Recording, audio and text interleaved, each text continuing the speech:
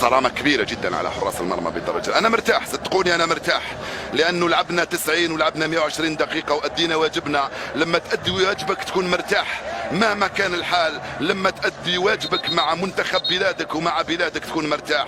رامي بن سبعيني أول من يتولى تنفيذ أول ركنة لصالح المنتخب الجزائري. رامي بن سبعيني وقبوف لأول رمية لصالح المنتخب الجزائري. رامي يستعد، رامي دخلت رامي ودخلت الكرة الأولى من أمام الحارس سيلفان قبو. كم هو رائع عندما تسجل الأولى يا رامي. يعني يخوفوني اليساريين، يعني اللي يلعبوا بالرجل اليسرى يخوفوني، طبعا ما عدا ميسي أو مارادونا.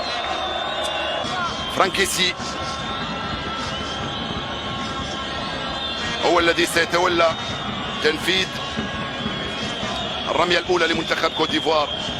هذا فنان لاعب تاع الميلان، هذا فنان ويعرف يسجل ضربة الجزاء ويسجل الكثير من ضربات الجزاء، ولاعب متميز ولاعب ما شاء الله ولاعب ما شاء الله ولاعب ما شاء الله ولاعب ما شاء الله، وحطها في الجول بتنضربوا بعين، حطها في الجول فرانكيسي على يسار الحارس رئيس وهاب مبولحي بروعة، سجلها خليني نقول لكم بروعة.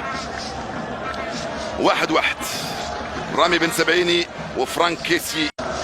اسلام سليماني هو الثاني في تنفيذ ركلة الجزاء لصالح المنتخب الجزائري.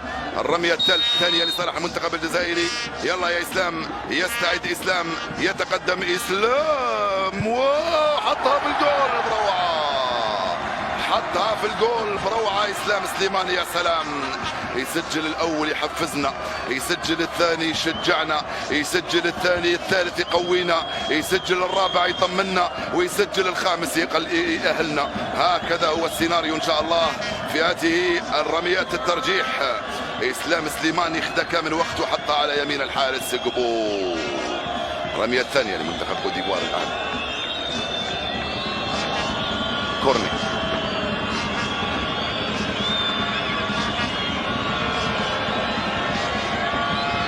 كورني يتولى تنفيذ الرمية الثانية لصالح المنتخب الإيفواري بيسراه.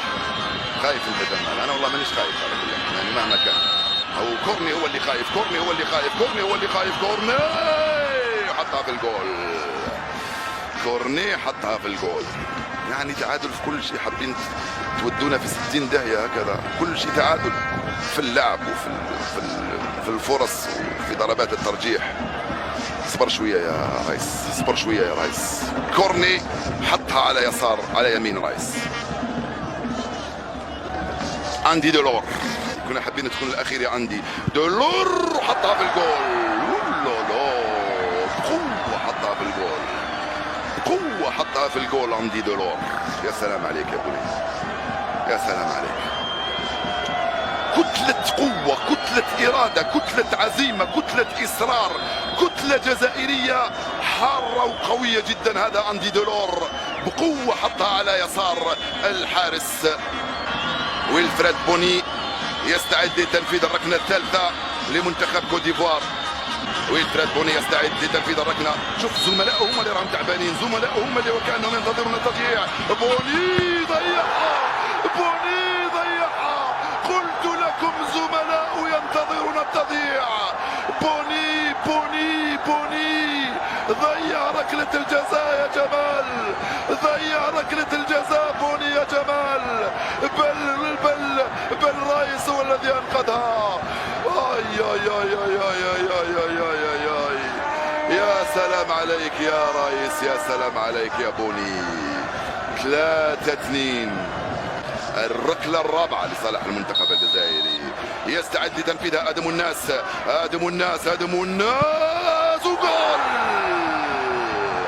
آدم الناس وجول. فرصتان الآن ينقذها الرئيس أو يسجلها الخامس. آدم الناس حطها في الجول. يا سلام على هذه اللحظات، يا سلام، يا لها من لحظات. الجول الرابع يا ابو نجاح.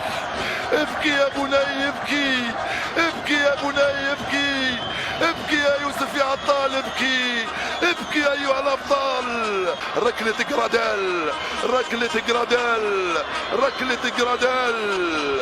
يلا يا رايس خلصنا يا رايس، يلا يا رايس خلصنا يا رايس.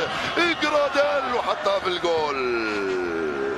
سجل الرابع جراديل. من هو صاحب هدف التأهل؟ هل هو اسماعيل بن ناصر؟ هل هو اسماعيل بن ناصر؟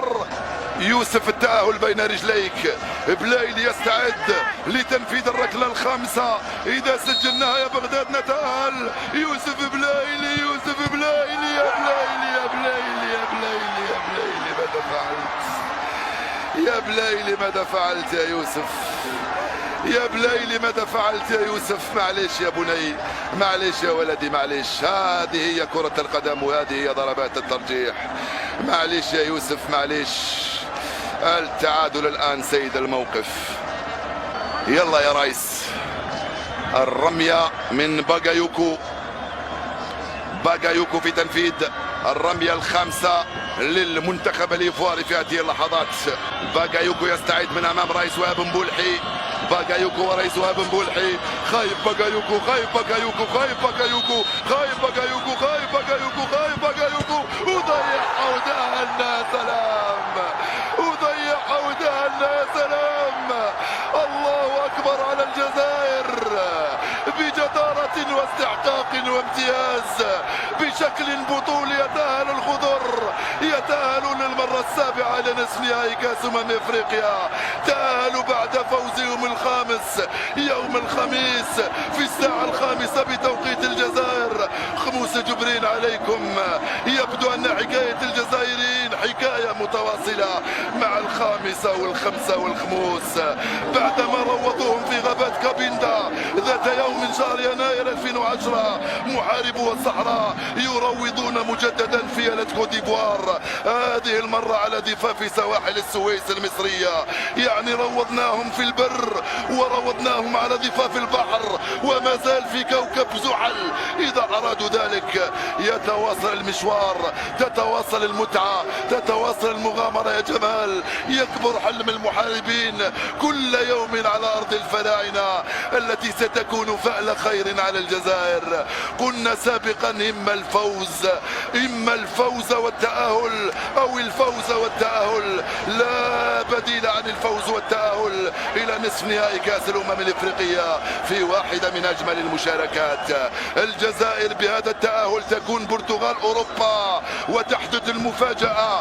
قد تكون كرواتيا العالم عندما أحدث مفاجأة مونديال 2018 بوصوله للنهائي. لكن أغلب الظن أن بالماضي سيحقق ما فعله ديدي ديشان مع منتخب فرنسا بنفس نمط اللعب تقريبا، بالتنظيم الجيد في الخلف مع الضغط العالي على الخصم والهجوم بأكبر عدد من اللاعبين. بعد الإطاحة بالسنغال، غينيا وأفيال كوت ديفوار سيكون لنا موعد الأحد في مواجهة نسور نيجيريا في سابع نصف نهائي تلعبه الجزائر. الجزائر المبدعة والمبهرة التي نالت إعجاب الجميع بفضل محاربيها. الطموحات تكبر، نعم تكبر الطموحات. مبروك للشعب الجزائري ومن تعاطفوا مع المنتخب الجزائري. بالتوفيق هذا المساء لشقائنا التوانسة في لقائهم مع مدغشقر. 1000 مليون قبلة على جبين بالماضي وكل لاعبين الخضر. لا يوجد حزن دائم في هذه الحياة ولا سعادة دائمة. السعادة والفرح والحزن والأوسف فواصل لمراحل ومحطات عابرة، فابتسم لأجملها.